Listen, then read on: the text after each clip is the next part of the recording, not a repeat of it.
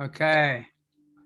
So welcome. Tsecho is our chair, and welcome everyone to this presentation of curriculum thinking.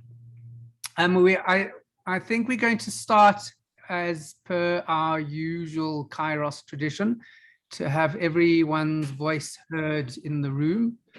And even though people are joining us late, I think we can go for some introductions. Just to find, I'd be very interested to hear what your expectations are for this talk. So if you're able to share your name and your feelings and anything you would like to, what you're hoping to get or know or learn from this talk, maybe specifically about Kairos, but maybe you're hoping to have you engage in some discussion about our South African curriculum and its issues. So I think, Secho, if you can help with the chairing and just go through the list and hand over to the next person. But maybe I'll start with you, Tsecho. I'll start and then hand over to you, Tsecho, for a check-in, and then if we can go after that. So my name is Mark Loon. I started the school in 2011, and it's quite strange to consider that we're already in our 12th year, and very excited to be in this presentation and I'm hoping for a very rich and stimulating engagement and discussion. And over to you, Tsecho. Thank you, Mark. My name is Tsecho. I'm the office manager here at Kairos. I've been with Kairos for probably going on 4 years now. And yeah, it's a unique school, amazing, probably one of the best companies I've worked in. So I manage the admin, manage not really the school per se, but try and do what I can. But yeah, otherwise I'm the face-to-face person, the go-to person for anything related to the school from an administration point of view. Okay, and let me hand over to Andy. And Tsecho also manages me. That's really important. Yeah, I didn't want to say that, but I mean, that is a fundamental part of my job. Go ahead, Andy. You can just introduce yourself. Andy Popmeyer. I've got a child at the Kairos School.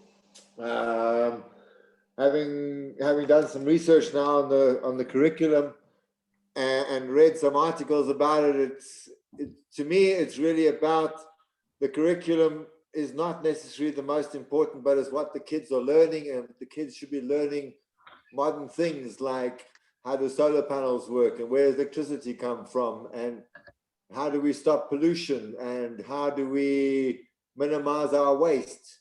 And that's the kind of things that should be taught, and how diseases are committed and what's really happening in Ukraine.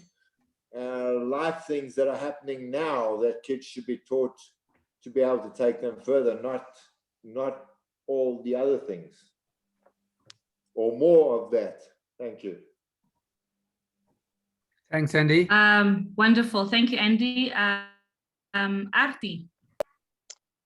Hi, everybody. Yes, my name is Arti. I'm just here out of personal interest. I don't have any kids that are attending school, but I'm an engineer, and it's widely spoken about in public that we don't have the right skills in South Africa, and lots of kids are not studying science, for instance.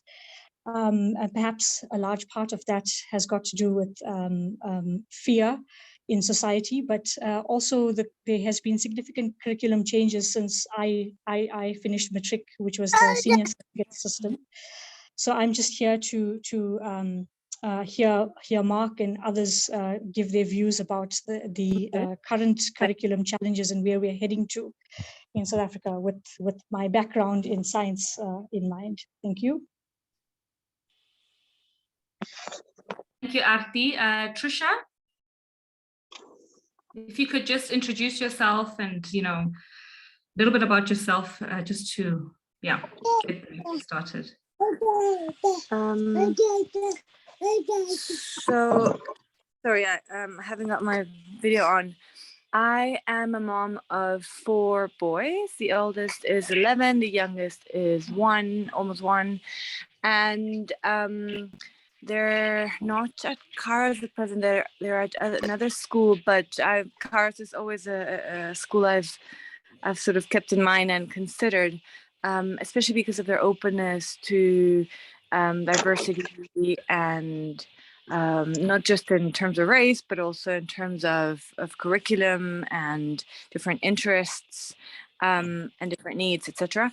And I'm just a little concerned with the proposals to make the education, all the curriculum and all the health regulations attached to educational institutions more stringent and less flexible and less open.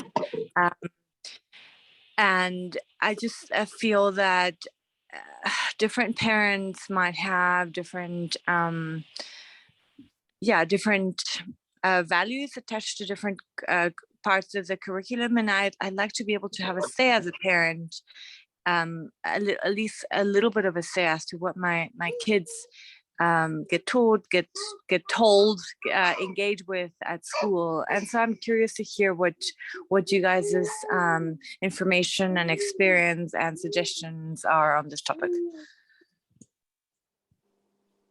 Okay, thank you so much, Trisha. Tepan, if you could introduce yourself to the group.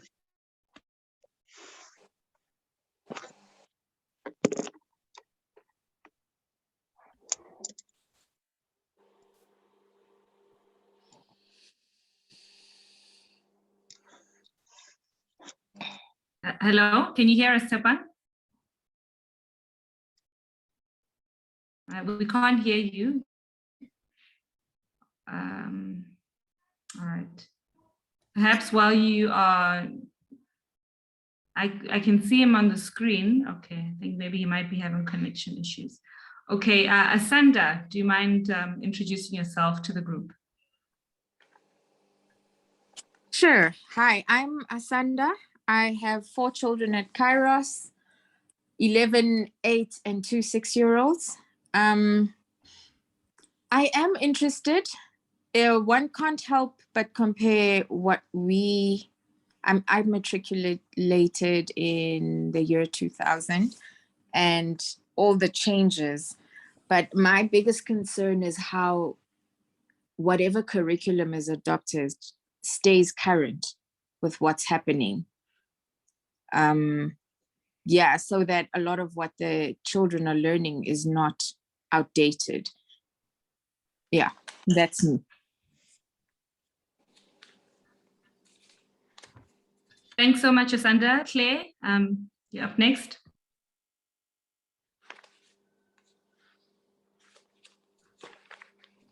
Hi everyone, my name's Claire. I have a son at Kairos. He's in grade 5, and my interest today is to hear what Mark has to say and the input from the parents in terms of the curriculum. That's about it from my side.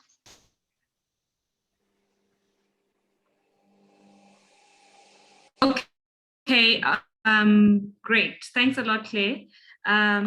We have someone called Jennifer. Let's go with Jennifer.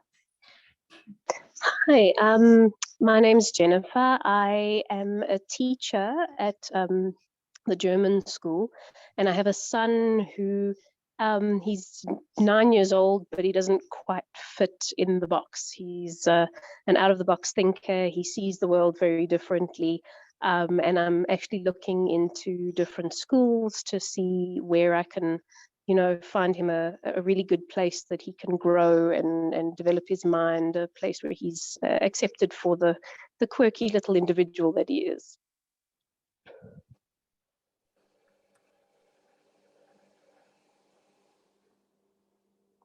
Thank you. Welcome, Jennifer. Do we have a person called Do here? sorry, excuse my voice. I've got a respiratory infection. It's David. I have a daughter who started at Oh, Kairos David. earlier this year in grade R. And I myself work in an academic institution, so I have an interest in education in general, but I feel somewhat unaware of the topic here. So I mainly came to listen, but if there's an opportunity for me to contribute later, then I'd like to share my thoughts. But thanks, Mark. Thanks, David.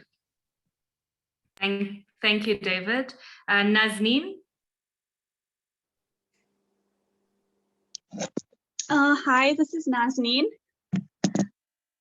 Hello, I Nazneen. qualified last year from UJ, and I'm just here to listen about the school and what everyone has to say. Welcome, Nazneen. Thank you.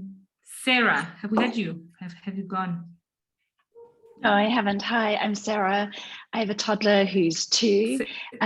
Sarah can... Yes. Okay, great. Yeah, I have a toddler who's 2, and yeah, I'm looking into the next schooling for him. So I'm just here ready to hear about Kairos. I haven't heard much around this curriculum tension and changes, so I'm just listening in. Welcome, Sarah. Roslyn? Hi. I have 3 young boys, and we're about to embark on our big school journey. And yeah, I've been trying to research curriculums and whatnot. So yeah, I'm just really here to listen. That's all. Great. Welcome. And lastly, Bongani.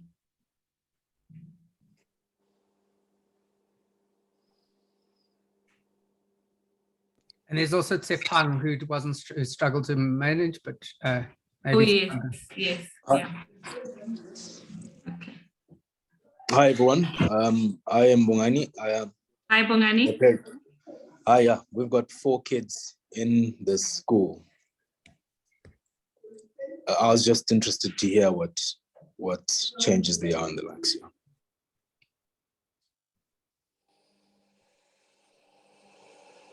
Okay, wonderful.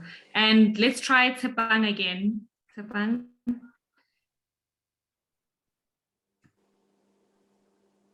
Are you managing? Okay, he's still muted.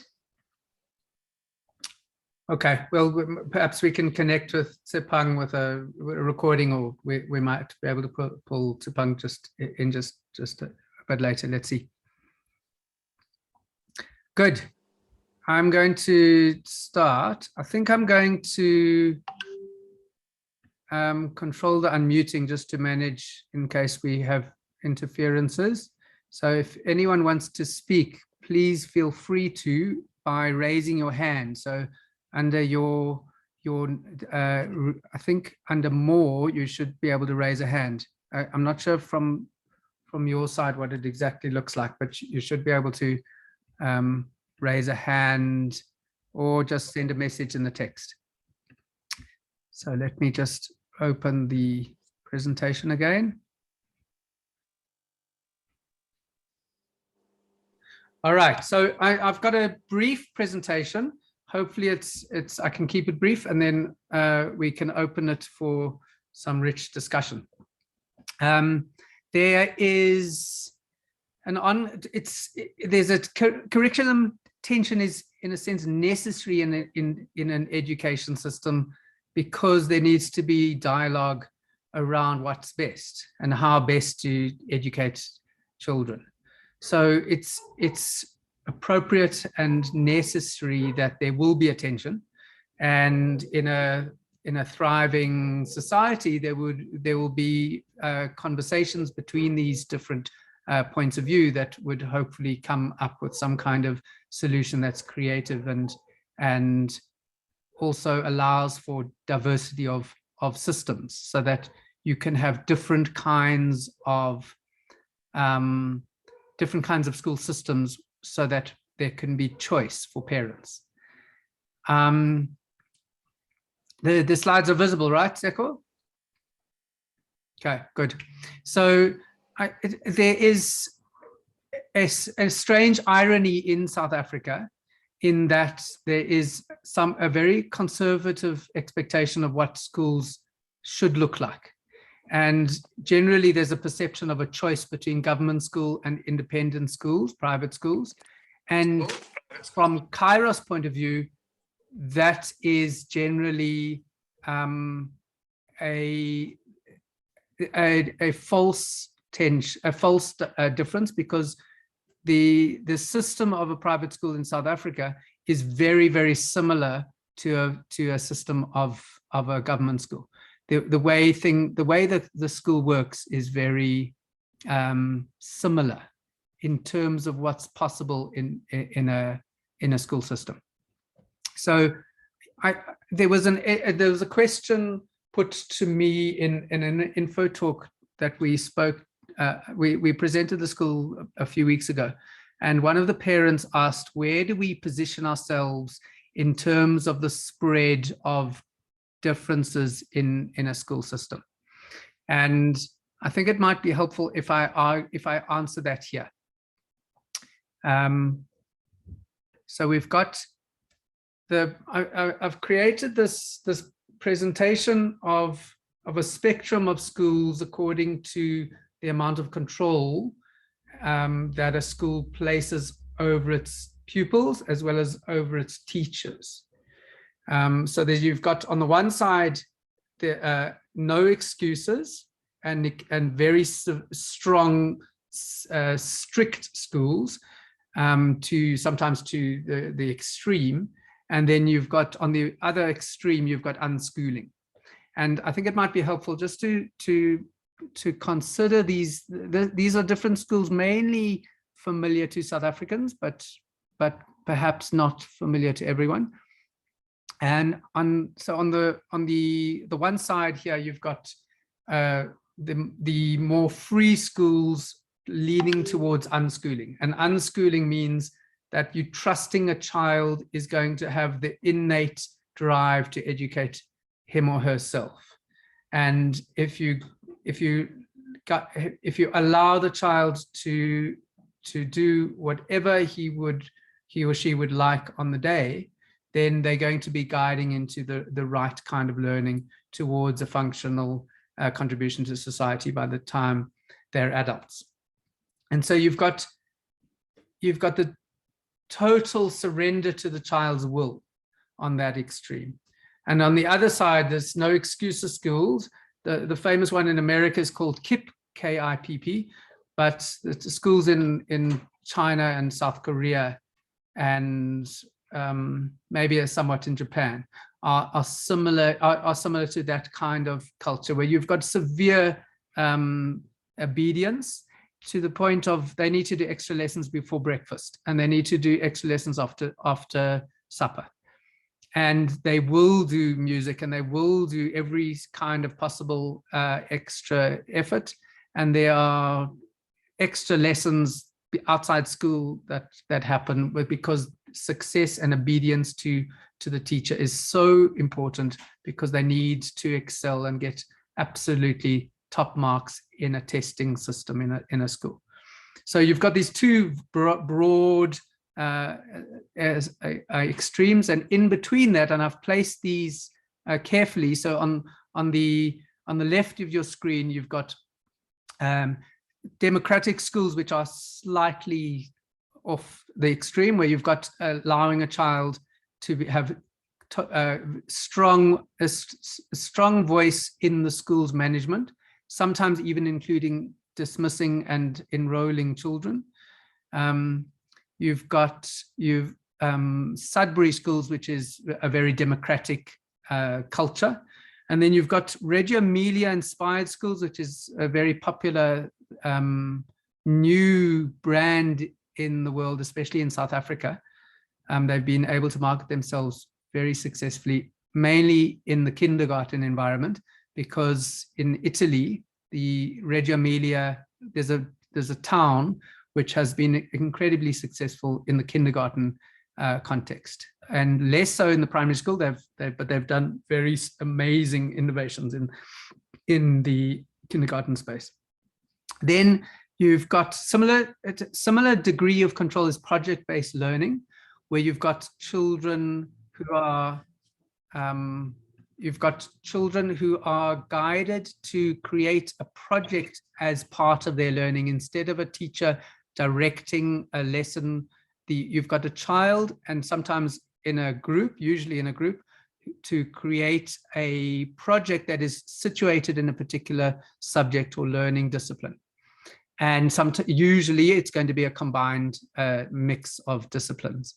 So you might have, Andy, you talked about some real life project. They might go out and create a combustion engine, and out of that they would be learning the science of it and the engineering elements of it, while also hopefully creating other elements of study, perhaps using the project for English skills to present the presentation skills. There's various real life opportunities from developing a project.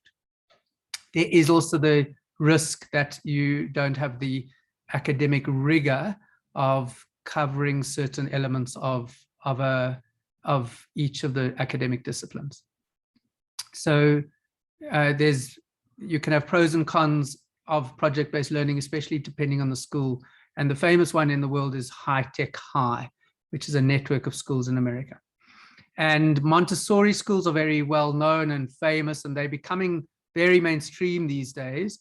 But originally the pure Montessori is mainly in a kindergarten environment, but they have been quite successful in a primary school. And there is a high school version of it called Dalton Schools.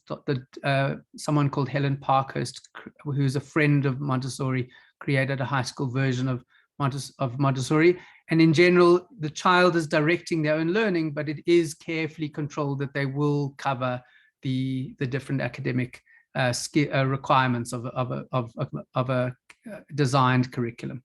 And it's strongly contrasting to something like Sudbury or Reggio, and sometimes project-based learning or democratic schools. And then you've got Waldorf, which is largely my original teaching background. And Waldorf, inspired by Rudolf Steiner, is going towards the center, but still alternative.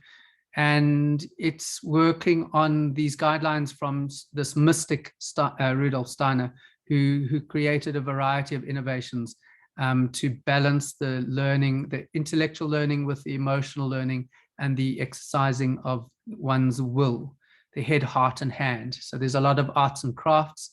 There is a lot of integrated studies, very similar to project-based learning, but more tightly controlled than project-based learning usually. So that's on the left.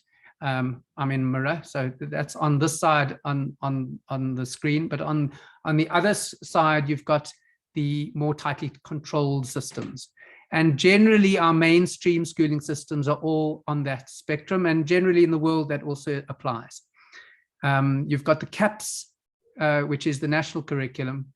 And then you've got the IEB, which is the private schools which interpret the CAPS and have a different examining body, independent examination board, which takes CAPS and usually struggles with the nature of CAPS, which tends in general to dumb down the quality of the learning outcome because it's designed for the national system, which is enormous, and they're able to create more innovations, but it's still working very closely with that CAPS guideline.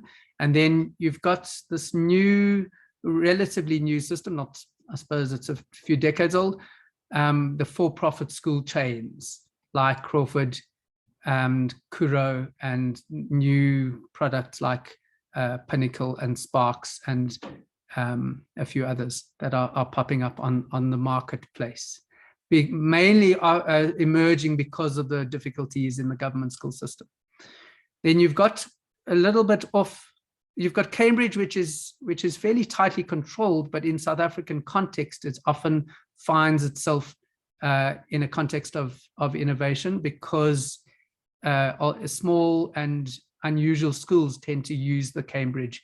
Cambridge is a UK-based curriculum, which is only one of the UK examining boards, but it's the main one found in South Africa. And it's often found in an innovative, unusual, and a small school, sometimes an online school. And there's the very, very interesting curriculum called International Baccalaureate. And it's an extremely well-designed curriculum, extremely expensive, I think located in Switzerland, and usually found in a school network called United World Colleges, but not only. And it's extremely ambitious matric. If you're able to qualify yourself as a young adult, as an old teenager with a full IB, International Baccalaureate curriculum, you are extremely marketable in terms of any university entrance in the world. Very, very highly academic, very difficult to succeed in, and often a school will take on only parts of the IB while doing another curriculum like CAPS or IB. Unlikely you will find CAPS combined with IB, but you might find IEB schools that add on International Baccalaureate only in the high school. There's a senior primary element, but it's very seldom to be found. So I suppose a very clear question is, where is Kairos? And it'd be interesting to have a guess, but I think I'm going to place the Kairos, the aspiration of where we find ourselves, that we attempt to place ourselves as an integration of these innovations and the traditions. We don't want, in Kairos, we don't want to be so radical and unusual that a child will be required to remain in that system until adulthood, or will struggle to move from Kairos to the mainstream if they ever need it. Or if they move town or country, it's important that they are mobile, that we empower them to be mobile. And also there is the challenge for Kairos to be relevant to South Africa, because we are so aware of the massive problems of the South African curriculum, and also the globalized elements of a globalized mainstream curriculum, which tends to emphasize assessments and tests, and that can be intimidating, and certain elements of what we call violent, because they cast judgments on a young child and have certain elements which are very anti-educational in terms of what the test tells a child in terms of its underlying message, not the mark, but the underlying message that the child is receiving a mark. We do introduce tests gradually and exams gradually over the journey of the primary school, but we don't introduce it initially. And so generally we place Kairos a little bit left of center. So leaning towards Waldorf, leaning towards these innovations on the left of the screen. And we are critical of the mainstream system, but we are also producing graduates from us into grade 8 of any mainstream high school by intention and design.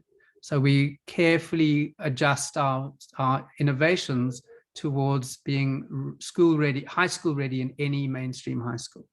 And I think that is a helpful response. My sense is that there is a danger that the system of a school has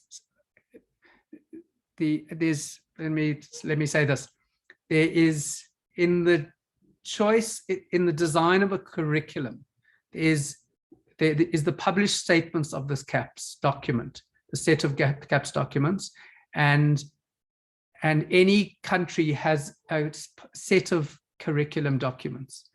But what is neglected in general in most schools is the hidden curriculum, or the implicit curriculum, which looks at what the school is teaching through its ethos and its practices underneath the content which is in the documents. So you might try to teach certain things, but unwittingly you are teaching other things at the same time, unavoidably.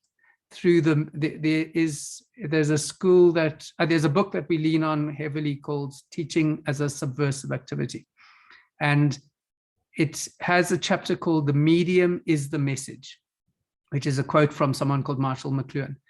And the message, the medium through which the school teaches, the systems and the practices and the style of teaching is deeper and more impactful to a child's learning than whatever they might be doing in a test. The emotional experience of writing a test or going to school or being in the playground or experiencing day-to-day interactions with teachers and children and writing anything in the book and drawing and doing anything that happens in life, especially in a school context, is itself an education. And so the medium is the message that's deeper than a test question. And so we are looking at the problems and often many anti-educational problems of this mainstream system of the government and private schools in South Africa, compared to the interesting innovations in the world, including in South Africa, but not often found. And we also don't want to lean on something so radical or innovative, even though we are often very inspired by the innovations, because they might struggle to come back into a mainstream high school. So there on the top left is the book Teaching as a Subversive Activity. So some of the thoughts of the books that we lean on, some of the theory that we lean on are summarized, I think, in these books. There's so much to say here. I thought it might be helpful just to paint a collage of theoretical influence that we got. And I'm hoping that it might provoke questions as well. So there's a quote that I find is helpful to talk about. There's 140 years ago, someone called John Ruskin wrote a book about Gothic architecture. In the cathedrals of the medieval times are so incredibly beautiful, and he was contemplating why these cathedrals could be so consistently and reliably beautiful. And he came up with a theory. It's interesting, I haven't put that book, it's a little paper, but it is written as a book now. But it's called The Nature of Gothic. And he came up with the idea that there's this quote which I think summarizes his idea. And he says, you must either make a tool of the creature or a man of him, and you cannot make both. You cannot both create. You need to treat, in this case, a builder or a mason who you're supervising as an architect. You need to allow him a permission for imperfection and error, so that he, in this case, only he, would be free to be creative in his sculptures. And you either, so I've got a picture of Chartres Cathedral in outside Paris, and there is an idea that the reason why these cathedrals were so beautiful, according to John Ruskin, was that the mason was freed from enslavement to the total exact design. He wasn't totally controlled. And so I've been toying with this idea over many years, that could we create something called a Gothic pedagogy of the curriculum of the country, empowering schools to be somewhat free, and for a principal or school management to be empowering a teacher to be free, to be creative in the classroom. Schools to be creative in their context, and teachers to be creative in their context. And so that you've got these incredible sculptures and unbelievable work right across in many different cathedrals in every little corner of these cathedrals, these masons, these builders were just going and having fun and doing this incredible work because they weren't absolutely totally controlled. So it is the idea that if a teacher and as a whole, as a school, could be freed from the total control from above them, they would be able to be aspiring for real innovation and mastery, not simply accepting what they're given. Even if the curriculum is tightly controlled, as CAPS is. You know, initially the curriculum envisioned in post-apartheid South Africa was a bit a curriculum like this. We had this idea imported from Australia of outcome-based education, where you only needed to define what a child should come out with in the end, and the teacher should be free in a democratic sense to be coming up with ideas of their own to achieve that set of learning outcomes. And that severely failed because of the tragedy of Bantu education and the neglect of schools across the country. So you had a curriculum reform process over several editions, resulting in a national curriculum that is relatively tightly controlling the teacher, because we've got a neglected set of educational. Our education industry in the country is grossly neglected over the many decades because of Bantu education. And the result is that teachers and schools are now tightly controlled so that we can achieve some degree of progress, at least on the superficial level of children's results in their tests. But the direct consequence of this is that the system of the country treats its schools and its teachers using a very mechanistic machine metaphor, in Ruskin's sense, treating a teacher and in effect a child like a tool rather than a human. And that's quite tragic in the sense of what might come from an education system.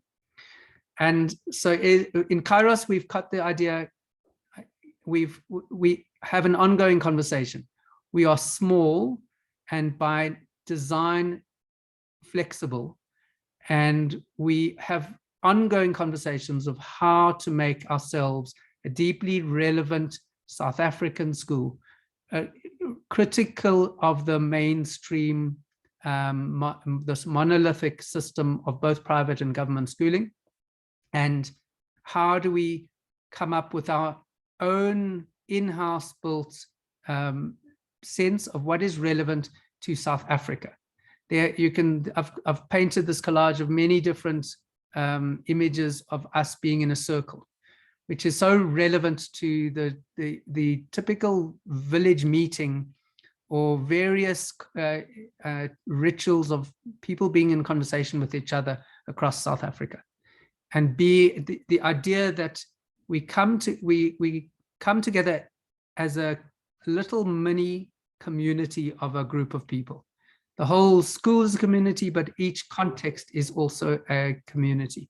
And how do we come up in conversation either about ideas, and we sit and reach consensus because we're in genuine conversation with each other, and also if there's any issues between us, we come into conversation to sort them out. So we build consensus in conversation, seeing each other as somewhat equals, even though a teacher, it's not a fully democratic system of a teacher being pure equal with another child. The teachers still have authority in the community, but we manage these conversations deeply, and we aspire to come up with deep understanding of an idea or content or conflict or emotional journey, so that becomes the content of our curriculum and our academic task. And we do it in such a way that we are careful to still do these conversations, and we have themes that sometimes we do blocks of science, sometimes business studies, sometimes an English block, sometimes a maths block, we always ongoing do English and maths and the general academic progress, but we are situating our conversations in these different themes using a technology called integrated studies. So we immerse the children in a simulated academic discipline for a month long, and then we have these investigations that are somewhat experiential, somewhat project-based, somewhat academic, and we have this question of ongoing, ever-renewing question of how do we make this relevant to South Africa? And there is the contrast of this kind of pedagogy to the mainstream, which is generally, in South Africa, there's an unconscious leaning towards a British schooling system, but not British. It's not even British, because we are modeling our schooling systems, both private and general private in government schools, on the schooling system of the 60s and 70s of Britain. And that is quite ironic to me, in the sense that it doesn't make sense to look at the colonial picture of Britain in the 60s and 70s. We should be looking at post-apartheid South Africa and what's relevant. Let's create something ourselves that's relevant to this country. And we believe it's very much sitting in small schools so smallness is really vital, because it has so many different advantages of adaptability and flexibility. And not only that, we don't want to simply import the mainstream system into a small school. We want to be deeply innovative and questioning everything we do, like a testing system, and how we introduce tests gradually, and how we teach anything we might be considering. So there's a diagram. I'm talking too much, apologize with regret, but there's just a diagram of our curriculum framework. And starting at the top, we've got the idea that we deeply see the child. We've got this term that sometimes we refer to called child sight. How do we humble ourselves as adults and see the child completely and fully with their whole being, not just their ability to produce a result in a test, which usually means guessing what's in the teacher's head, or playing the game of what's in the missing gap in a worksheet. There is the idea of really seeing who the child is, what the child is aspiring to, what the child wants, who the child believes he or she is, and integrating that drive into the learning content of the class conversations and the book work and the artwork and the body work in the classroom.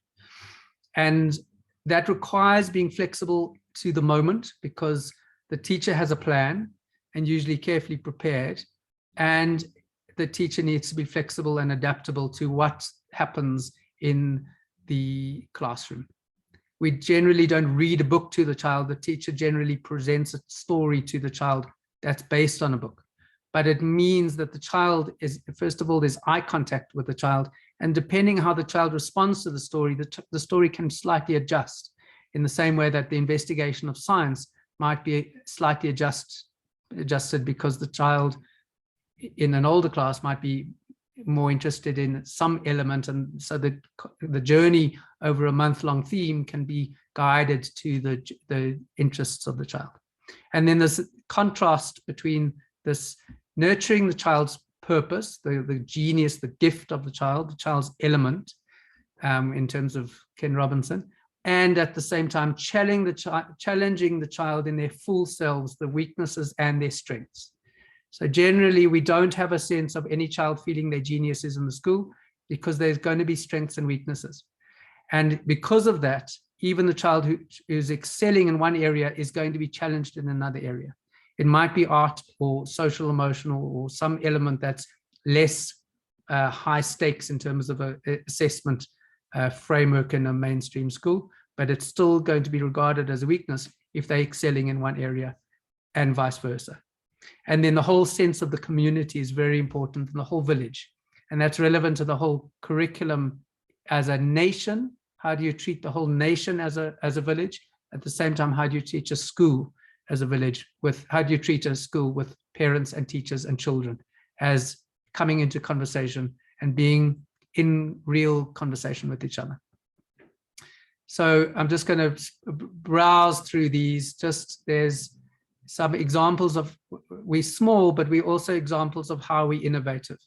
There's a list of things which I can come back to, just how we are, there's elements here of kind of educational approaches, techniques, and especially this nonviolent communication, which is a major drive in the school, which is an idea that often schools have, and society often has, subtle covert violence in the way we relate to each other and communicate with each other. And we learn and train ourselves on an ongoing basis to be less and less violent, more and more empathic. And there's a lot of elements here which I can speak to, but I'll leave it for questions and discussion. And there are specific ideas and techniques and practices we do in the school, that in our Kairos School, which are very unusual in South African context. Sometimes invented ourselves, like our own school currency, but sometimes more familiar to a schooling network around the world, like Philosophy for Children. And so just some examples. We've got our own currency with a market day on a regular basis. A child started this money, in fact, in 2013, and we've still been continuing with it. And we've got these various goods and services, and a real sense, there's not only, we are critiquing the capitalism story because we come into conversation about what it feels like to be rich or poor. And there's questions of very interesting experiences of entrepreneurship and business knowledge, as well as poverty and wealth. We've got, instead of rules and punishments, we've got school agreements. And these are agreements which teachers join as well, and parents join as well. And with the teachers and children, we negotiate them every beginning of every year, and they join our agreements instead of just knowing what the rules are, which are externally imposed by the school principal, in a sense. We negotiate them. We've got a careful set of 7 agreements around the theme of integrity, 7 agreements around mastery, and 7 agreements about harmony.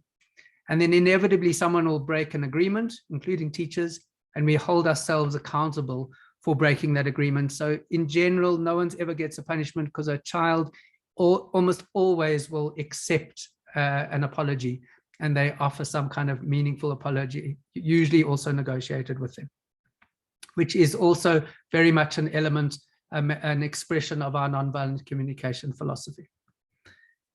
We've got a regular practice of partner projects or peer tutoring, where children are paired together, older child with a younger child, and it has been enormously successful. Even this year, which I've never seen it before, but this year the older child is being invited to young children's birthday parties. So it's a real sense of relationship. They really get to know each other in a kind of a sibling relationship. And then just to conclude, there is also very careful research of why small schools are valuable. They just make sense. To our minds, large schools don't make sense. And here in examples, I can share the research, but in general, I'll just read through them. Children become powerful members of democracy because their voices are much more heard in a small school. This is in general just a small school by its nature, separate from the idea of being innovative in a small school. There's much more individual attention and also much more opportunities to participate. There's better results in academics and discipline overall, according to the research. Students at large schools are more prone to be alienated from peers or engage in risky behavior. There's strong personal bonds emerge in a small school. There's better home and community involvement in a small school, and improved instructional quality and accountability. The teacher's culture of shared decision-making is much clearer, better more participative decision making. And as part of that also, it's improved teacher working conditions and more job satisfaction for teachers. It's just, for us, it generally makes sense. And there's an interesting example of a school in the Bronx in New York that was failing, and what they did is close down the school and reopened the school campus into many little schools within the large campus, and with a great success. So I talked longer than I imagined I would. I thought this might be a good page to leave it on, because there's more talk about these concepts in these various books, but I'll open for conversation.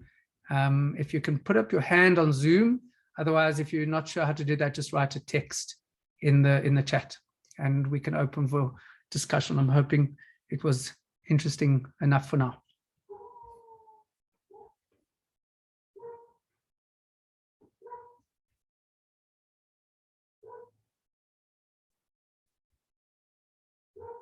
Any question? I will, if it's easy, I will allow everyone to unmute.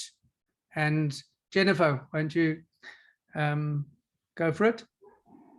Hi, I just want to know, in terms of education that's not particularly put on a curriculum, such as, like social rules, and how do you deal with, social situations and that sort of thing.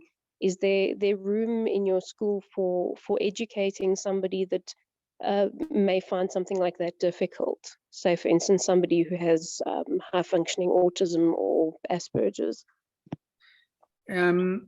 So we've got quite a well-articulated social emotional curriculum, which leans on the ideas and principles of nonviolent communication, which is this Marshall Rosenberg teacher. His main book is called Nonviolent Communication, but he's got a couple of books, and people have got books based on his ideas that work on nonviolent communication, which is a very well-articulated set of methods, as well as a philosophy that can be studied. And we've got people from Belgium who train us, both teachers and as many who want parents as well, who train us in these techniques, train us in terms of our adults. And we, as much as we can, tend to teach the children these techniques as well, especially when there's an emotion emerging in the classroom or the playground. Usually when there's a conflict in the playground or classroom, it's an opportunity for us to, it's part of the curriculum. We use that moment to explore the skills of nonviolent communication. And that's only half the answer. I think it's important that we do kind of want the mistakes around the social emotional problems. In a sense, we use the word rule, but we use the idea of agreements. These agreements are carefully articulated, and usually when someone is struggling with something socially or emotionally, one or the other of the interaction is going to be breaking an agreement. Usually both antagonists of a conflict are going to be breaking an agreement of the ones we've already agreed on together. And that conversation itself is part of the learning. The mistakes are helpful because we come into conversation about the learning process happens because we come into conversation. So in a mainstream school, a child hits another child, and the child will be told, stay away from them, have a time off, take time off and calm down. In contrast, we want the children to come into conversation in a situation like that and share their strong feelings with each other. So even with another teacher, but usually a child to child comes into conversation, and we manage that conversation so that they can express their feelings. Sometimes usually using this thing called nonviolent communication, but there is also something called trauma-sensitive schooling, started by largely someone called Peter Levine, And there we teach children to get to know their individual nervous system and what helps them feel comfortable and safe, and what triggers them into feeling unsafe. We call this comfy and uncomfy. And as they get to know what's comfy and uncomfy for them as an individual, their class tends to come to know what triggers them or what helps them feel safe. And because we know each other so well in the school, we can support the children in that sense, and they can learn themselves very well, which then becomes very valuable in terms of their growth. And also means that because even though we're so small and nurturing, we're not gentle in a sense. The conversations we have are sometimes very tough and very challenging to the child, so that when they end up going into high school and face the difficulties in a less loving environment, they have grown the skills to be able to challenge themselves or support their peers in ways that they've learned over the years. Is that answering the question, Jennifer? Yes, that's brilliant. Thank you. There's a lot to say about it. So there's a whole variety. There's a whole deep curriculum there that's worth exploring deeper. But let's move on to, I see there, Andy. You need to unmute. Can you hear me? Yeah. Yeah. Can you hear me?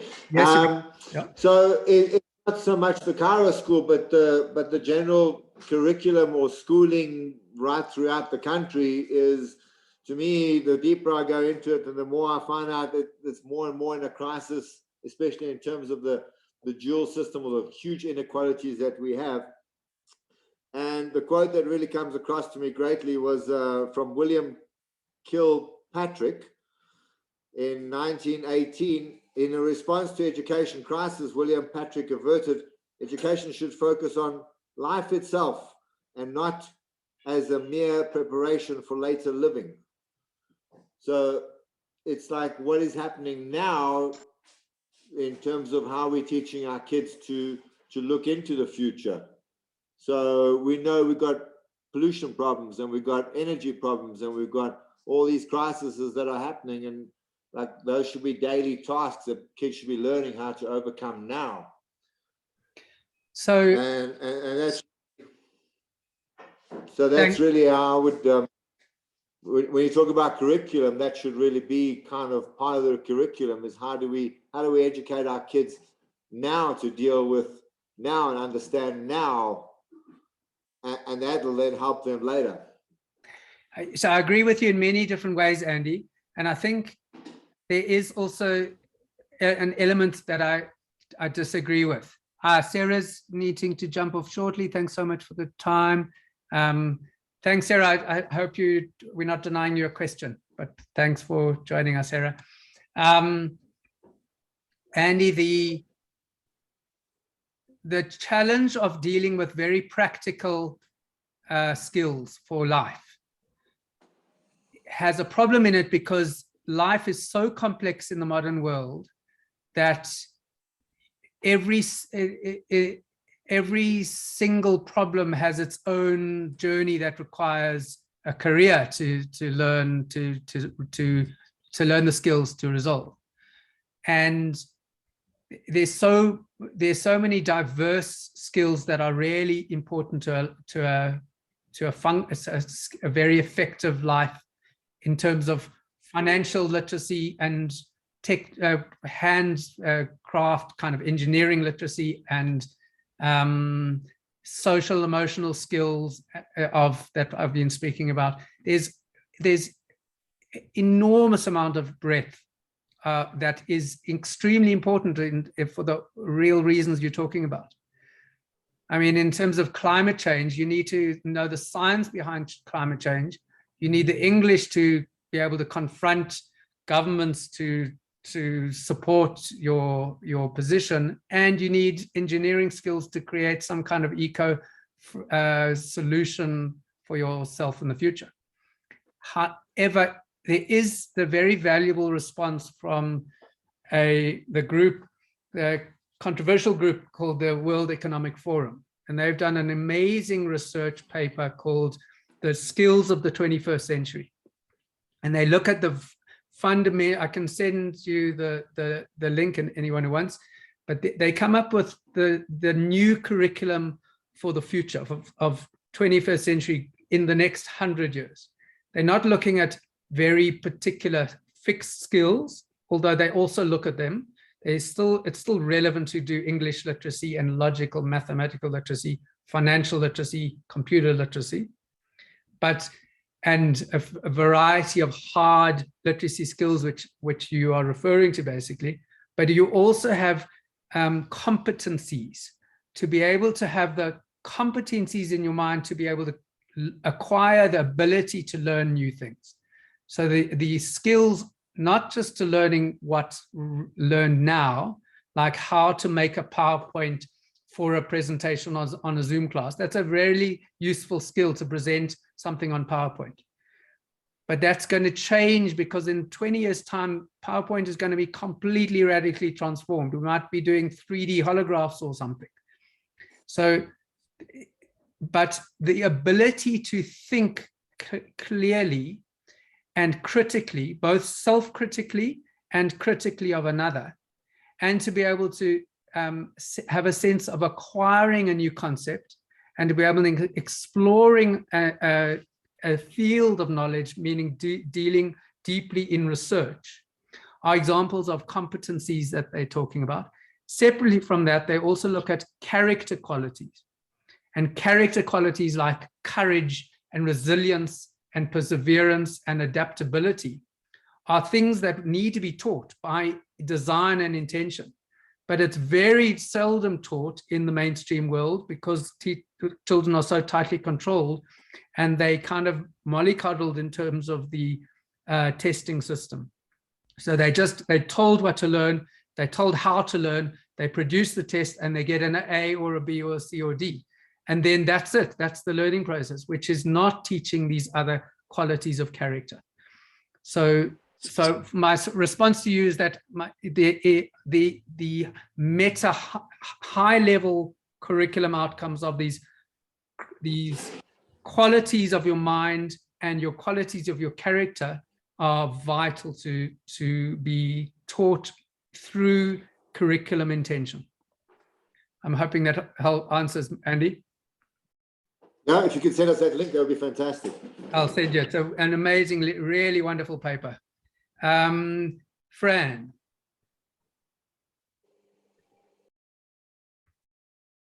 You need to unmute. Yes, here we go. So Mark Hauser, that was such an amazing talk. Thank you.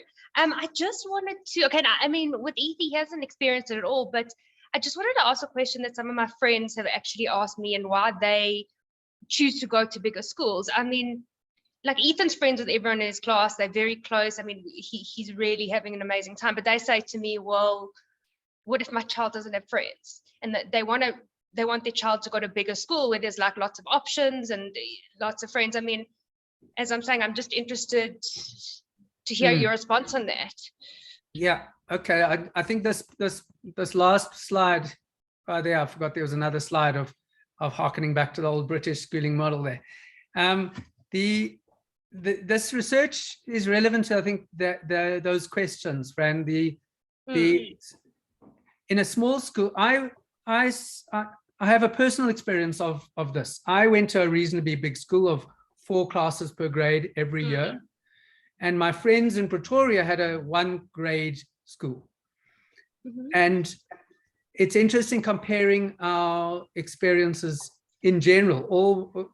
In general, my peers at my school and I, but many of us struggled in our school, because for me, it was very clear that I was in a very small particular social circle, and I was not welcome in the other set of social circles.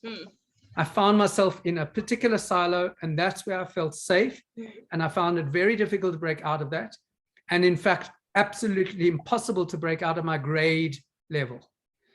I was young for my grade, and it was impossible to be friends with my with my grade below me. I'm suddenly noticing I should have plugged in my computer battery. Sorry. I must just plug this in here. That's lucky, just spotted. So in my school, in my friends who were in Pretoria in a little school, they were in one class with about 15 kids in the class, and that's right through from grade 1 to 12, and they simply had to be friends with them. That's who they had, and they're still friends with them today. And I'm friends with them today. That became my social circle in adulthood. So I have a sense of them, their journey being that's who they are, and they're just friends with them. That's just who you've got. So there's not this and terribly anxiety-provoking question of, will I find friends? You will find friends because this is who you've got. And I mean, I can see it with the parents, like for like parents in the bigger school, it's just like it's a major stress, big stress, like who's their child going to be friends with? Must they make friends with this mother? Must they make friends with this mother so their child will have friends? I mean, like, and I said, it's so nice. I don't have like any of those. It's so like Ethan's just friends with everyone in his class. He's so happy. And yeah, I mean, I definitely agree with you. I just was wondering what your response would be. I think there is a sense that because in a small school you're visible to the other children, and there is this, it's easy and likely to be alienated from some children in a large school. And also because it's a large school, the teachers in the school can't see everything by design. You can't see everything that's going on. I mean, even we can't see everything going on, but we will know that if something happens, it will come to our attention. The children will report it to us. And in a large school, you just go out into the sea of children at break, and it's sink or swim. And either you'll swim and it'll be wonderful. And in a sense, there's a little bit of the very popular child in a large school also has a little bit of a problem because they're not being challenged as they hopefully would be in terms of the difficulties of a child. A very popular child in a very large school has the danger of becoming a bully because they're becoming ahead of a pack. And I suppose also, and then when they grow up and they realize that like things are actually hard, then you can get like anxiety, depression, when you actually realize, hey, it's actually hard out there, not like in your little, yeah, I mean, there is an argument, there's a common argument that you should prepare the child for a competitive business world in a competitive school. So that's also problematic for me because that's a child is not a miniature adult. A child is learning juvenile versions of adult experiences in a different consciousness. And the child needs to be mentored to handle difficult things, including making friends. And that making friends is much easier when you're not faced with this. It's like being overwhelmed with 25 ice cream flavors. A child might not know how to cope, but you choose strawberry or chocolate, you can choose. In the same way that you've got 10 children to choose from instead of 100, it's much more, it's much less intimidating and easier to manage consciously for a child. Well, thank you. And Rosalind. Hi. I just had a question about, sorry, it's getting very noisy. Obviously, a small school kind of writ large is like a homeschool type of setup. But what do you think the benefits are of a small school like something like Kairos versus like a tiny school like a homeschool? A homeschool of how many children? So like the kids in the family, say. So a homeschool has homeschooling is I've lived in a homeschool context before in my teacher training in England, and homeschooling has advantages for a particular kind of children and particular sorts of families. I do know of an interesting family who's quite involved in the homeschooling network in South Africa, who had 8 children. And there there was already a little bit of a mini school of 8 children. So it worked very well. However, in a homeschool situation where a parent is becoming the teacher, unless you're doing a total unschooling situation, which has its own challenges and problems, if the parent is becoming the teacher, you've got a massive challenge of retaining the position of parent, of mom or dad, and the hat that the parent wears can be very difficult. But it can work. It's possible, but it's very challenging with many different kinds of children. And separately from that, there is also the experience of public life. For a young child, I think it works fine. But as the child gets slightly old into primary school, the need for public space and public relationships that is not the family is very significant and healthy. Meaning you're not choosing to be on this play date with your friend. You are in this group of people who are not likely to be your easy choice of a play date. And they can still be your friends in a Kairos context, but they're not your free choice. They are challenging to you in terms of your personality. So I've got a somewhat anxious, very sensitive son, and he needs to face the wild child in the class. He's definitely doesn't want him as a play date, but that wild child is very important to him in terms of him absorbing the stuff of life that is not his choice. So I think it's really helpful to a child not to be given only what they want, but the broad experiences of life is very valuable, and that happens in a public space. So that's the problem, I think, of a homeschooling situation. And even more so when a child has the free choice to be at school or homeschool, that adds another dimension of a problem. Asanda. Thank you. Rosalind, was that answering? Yes, thank you. Okay, good.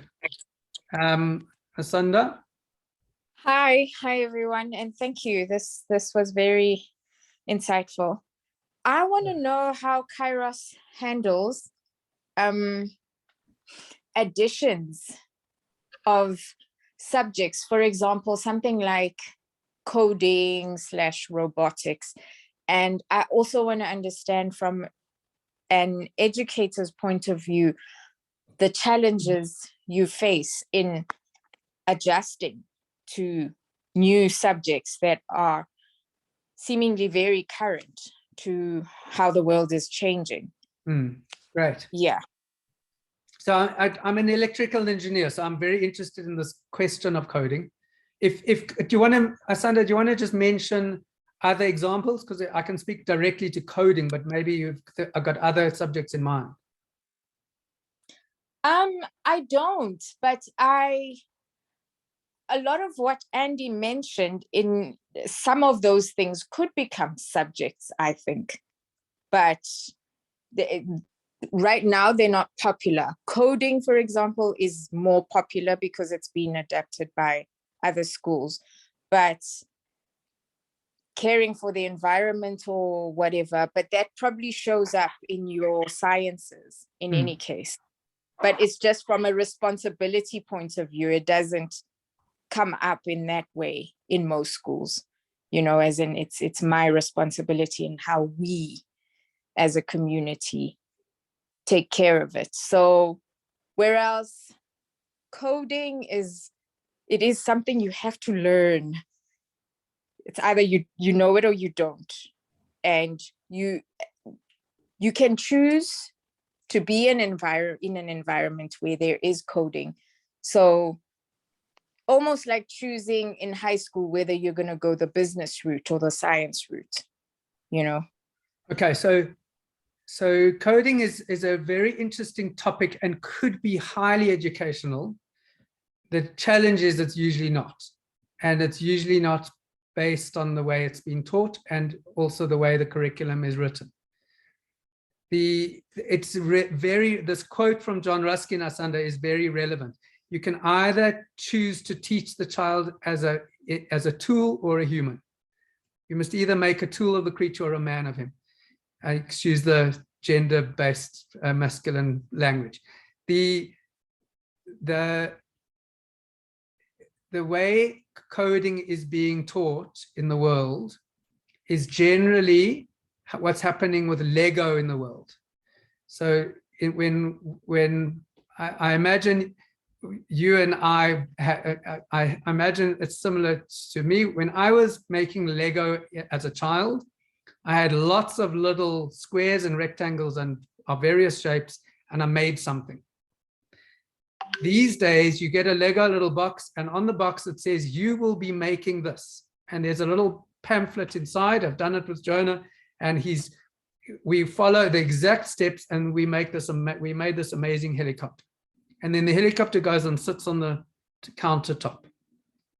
It's an extremely tightly controlled environment where the child is being guided to make a very exciting, very impressive thing that's very advanced. And very different to a child's own agency of making something from the child's own imagination. Exactly the same thing applies in coding. You can go and create a coding, if you're teaching coding properly, you can say, here's some skills of coding, go and make a maze and make a computer program make its own maze on a screen.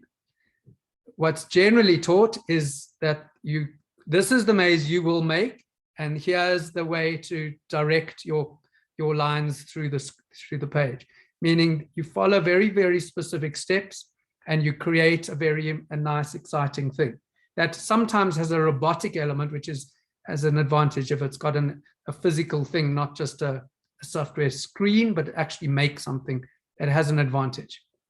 These things called Arduino, and there's robotics.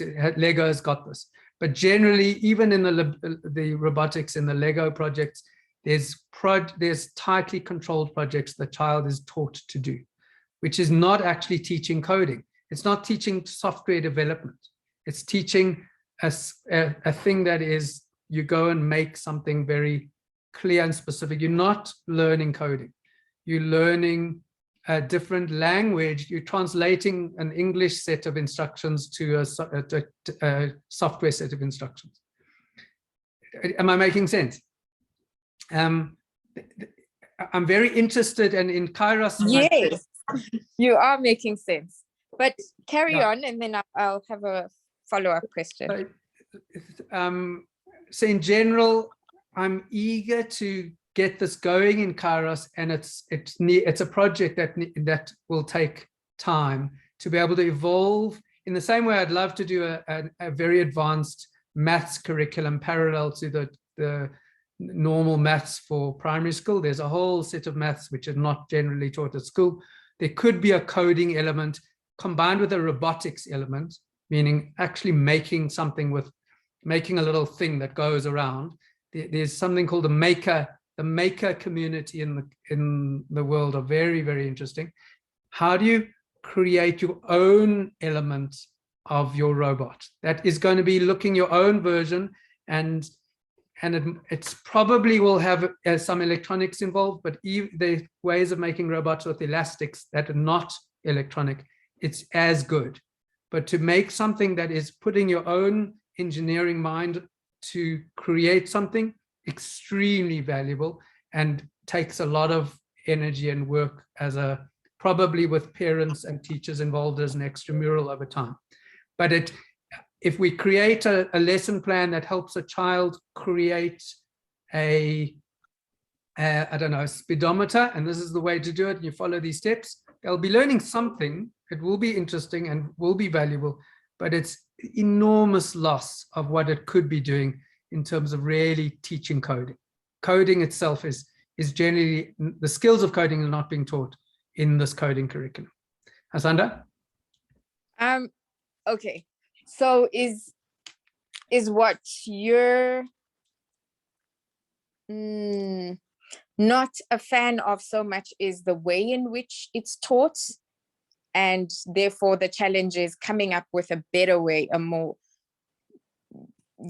where the child is not following a building plan, so to speak.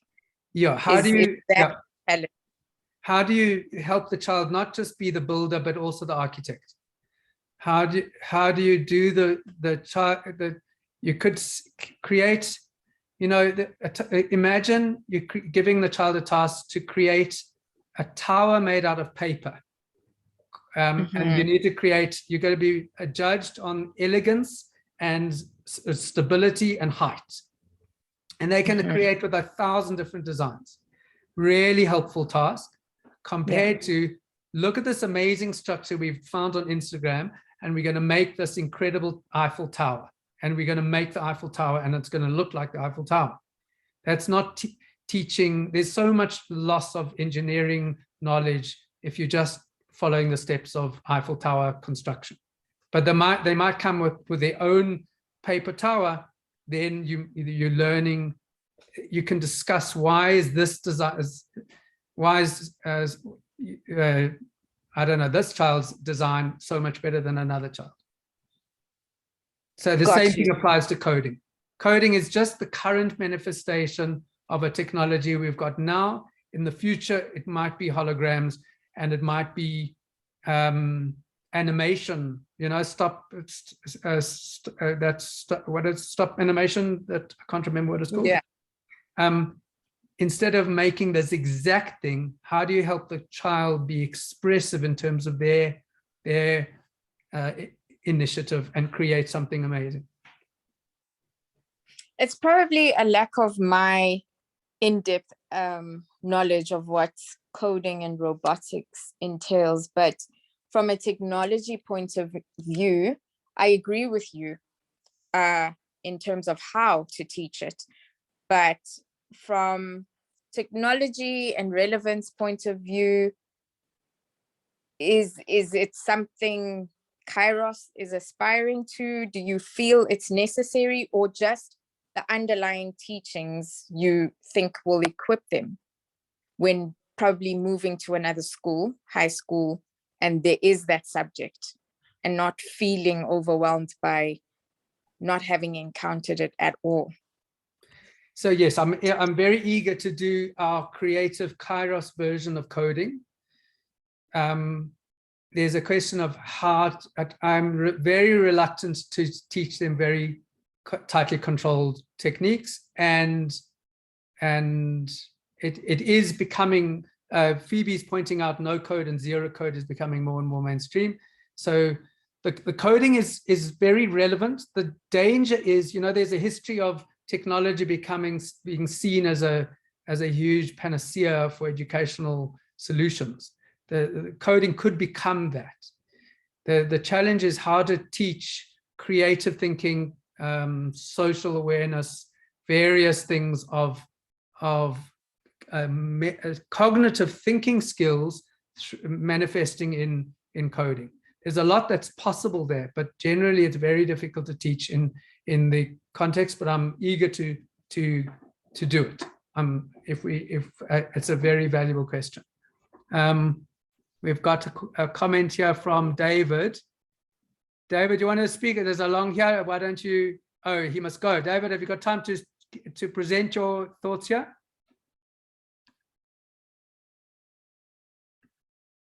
Is Dave left?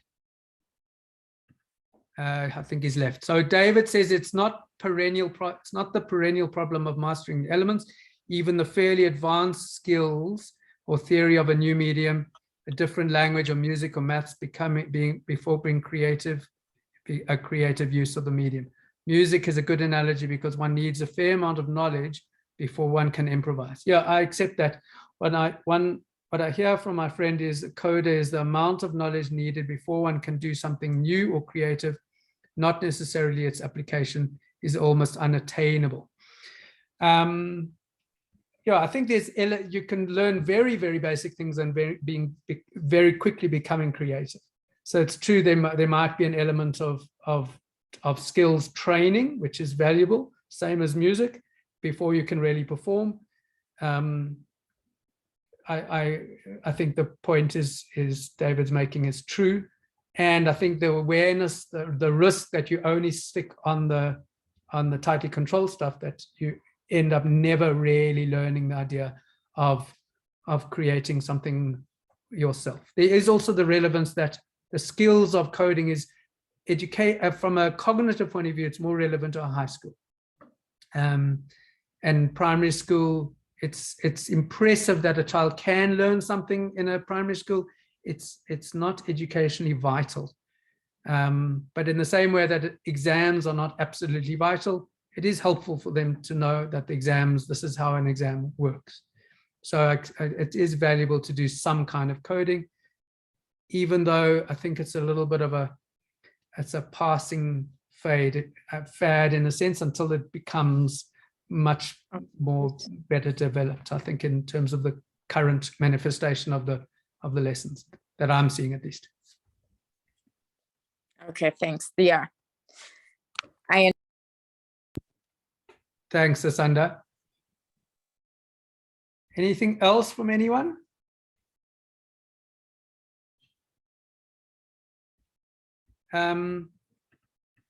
Good. I think there might have been anything there. Just these topics might provoke questions in the future.